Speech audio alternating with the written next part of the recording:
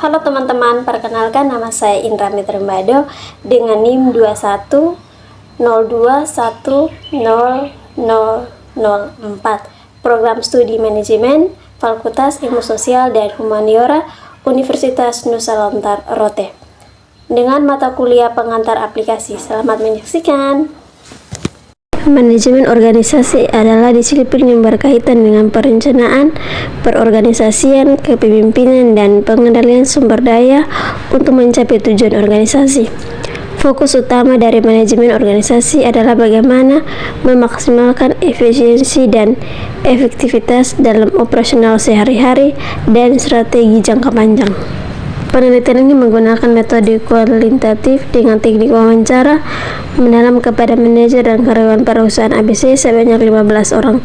Partisipan dipilih secara posesif untuk memberikan pandangan mereka mengenai manajemen organisasi di perusahaan tersebut. Dari tabel di atas dapat dilihat bahwa faktor kepemimpinan dan budaya organisasi adalah hal yang paling mempengaruhi efektivitas manajemen organisasi. Sebanyak 40% responden merasa kepemimpinan di perusahaan sangat efektif, sementara 50 responden menilai budaya organisasi efektif. Struktur organisasi juga ini dinilai baik oleh mayoritas responden.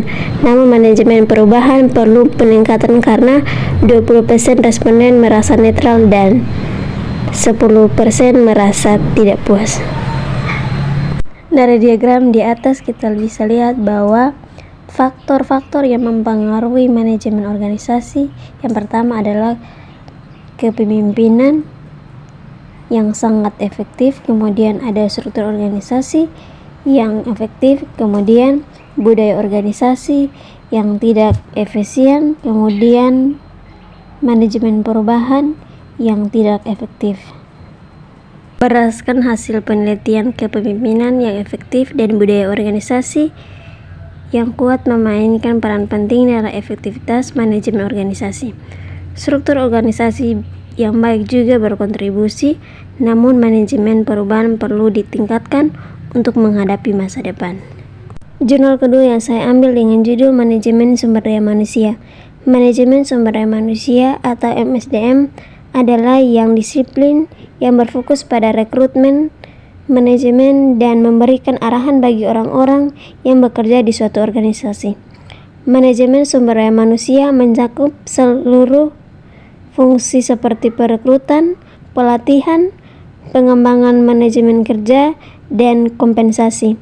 Konsep-konsep yang terkait dengan manajemen sumber daya manusia seperti teori motivasi, teori kepemimpinan, dan strategi pengembangan sumber daya manusia. Jenis metode yang digunakan untuk mengumpulkan data adalah kuantitatif dengan menggunakan kuesioner sebagai alat pengumpulan data. Populasi adalah karyawan perusahaan. Dari tabel di atas dapat dilihat bahwa faktor yang paling mempengaruhi kepuasan kerja karyawan adalah hubungan dengan atasan dan gaji serta tunjangan. Sebanyak 35% responden merasa sangat puas dengan hubungan kerja mereka dengan atasan, dan 30% merasa sangat puas dengan gaji dan tunjangan yang mereka terima. Lingkungan kerja juga menjadi faktor penting dengan 50% responden merasa puas. Namun, kesempatan pengembangan karir masih perlu ditingkatkan karena 20 responden merasa sangat puas dan 30% netral terhadap faktor ini. Dari diagram di atas, faktor-faktor yang mempengaruhi kinerja karyawan yang pertama adalah tunjangan dan gaji, yang kedua hubungan kerja dengan atasan, yang ketiga lingkungan, dan yang keempat pengembangan karir. Berdasarkan hasil penelitian, hubungan dengan atasan serta gaji dan tunjangan menjadi faktor utama yang mempengaruhi kepuasan kerja karyawan. Sementara itu, lingkungan kerja juga memainkan peran penting dalam kepuasan kerja. Kesempatan pengembangan karir memerlukan perhatian lebih meningkatkan kepuasan karyawan.